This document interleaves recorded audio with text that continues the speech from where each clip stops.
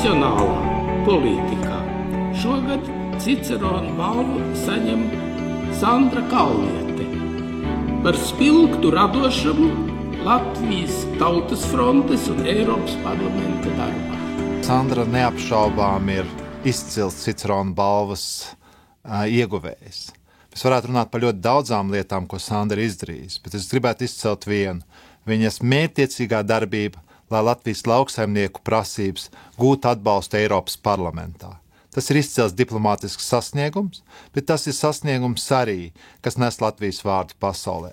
Sandra is, of course, somewhat of an incarnation of the road that's been traveled by Latvia in modern times. From Siberia, where she was born, to Strasbourg, where she is now representing her country in the European Parliament.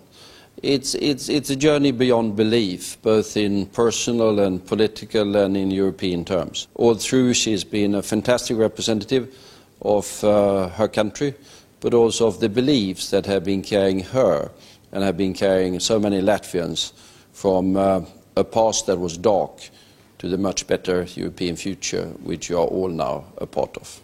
Ko tik Sandra šeit neatveda? Deputāts no Francijas, deputāts no Vācijas, ar ko tik viņa man tur, tajā Briselē nesarīkoja tikšanās.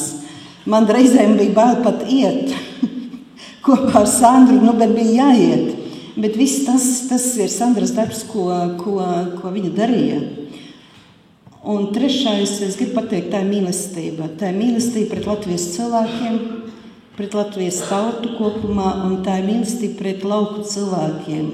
Ar savu darbību, it īpaši arī pēdējos gados Eiropā, Sandra ir pierādījusi, ka viņa spēja pārstāvēt Latvijas intereses un atrisināt dažādas problēmas ļoti oriģināli un interesanti. Es apsveicu Sandru Kalnieti ar šo balvu. I think that the book that you wrote about your grandmother and your mother and your own childhood in Siberia will come to stand out. You gave voice to several generations of Latvians that had not been listened to in what was then still called Western Europe. You were genuine and you were Latvian. This at a time when few people outside had ever heard of your country. Godātie klātesošie, es esmu diplomāte un politiķe, un kopš neatkarības atjaunošanas daudzus gadus esmu pavadījusi strādājot ārzemēs. Taču, lai arī kādā svešumā dienesta pienākumi mani ir aizveduši, es vienmēr esmu strādājusi ar Latviju sirdī. Kaut arī dzimusi svešumā, es vienmēr esmu zinājusi, kam es piederu un kur es iederos.